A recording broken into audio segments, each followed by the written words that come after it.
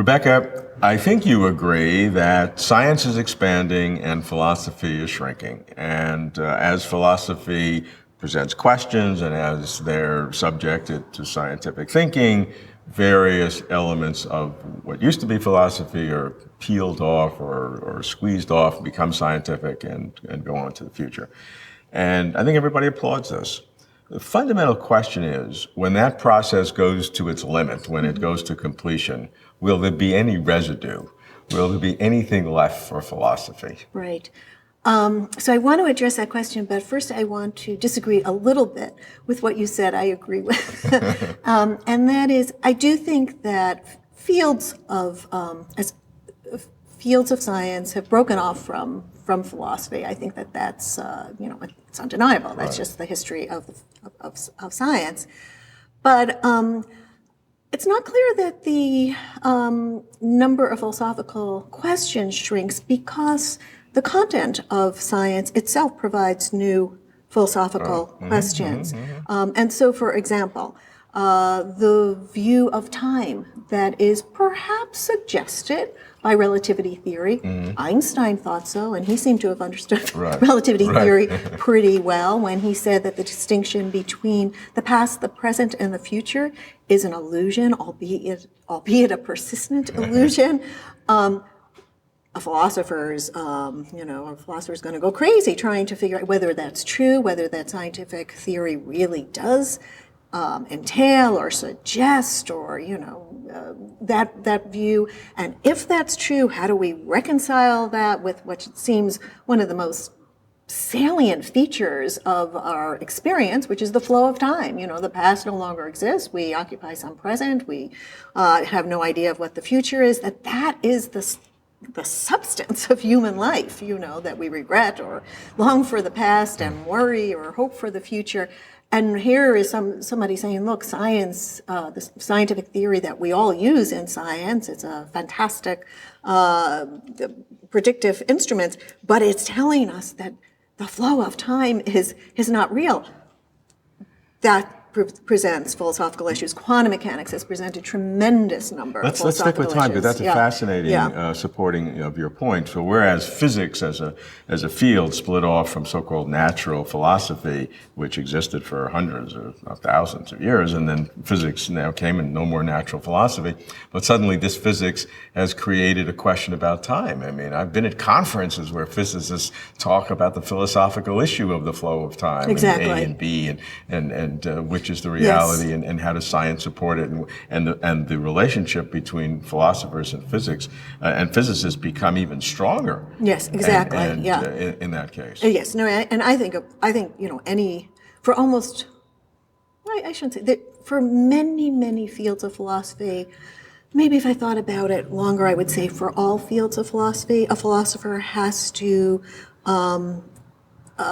be knowledgeable in science. We actually need that input from science. Science itself, what it's telling us is giving us new material for dealing with old problems of philosophy, but also suggesting new ones like this. I mean, who would have thought that we would have to worry about reconciling this salient feature of our consciousness with the static, the frozen view of time, because that's what relativity theory is telling us. And I would say, evolutionary psychology and giving us new explanations for where our ethical intuitions come from. Is this answering the questions, the age-old questions of ethics? Is it not? Is it? Do we have to take it into account, nevertheless, in answering the age-old questions of ethics? So the content of science itself changes the color of the philosophical questions. It shifts them. It shifts our attention to them. The difference is that some scientists would say that yes, we're exposing all these questions, but we're exposing it within the context of science, and we really don't need the philosophers engaged. So if we surface the problem of time, which philosophers dealt with, we took it over.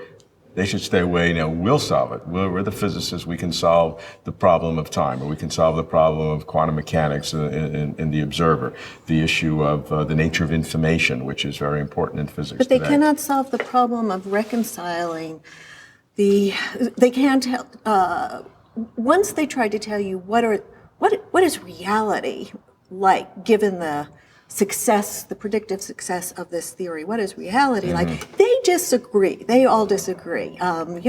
Many scientists I know disagree with Einstein's statement that time is frozen, right? Sure. So that's going, you can agree on the science and you disagree on the interpretations of the science. And once you're doing that, it's philosophy. Right. So with this problem, for example, of time, what does the scientific theory actually entail? What does it tell us about reality?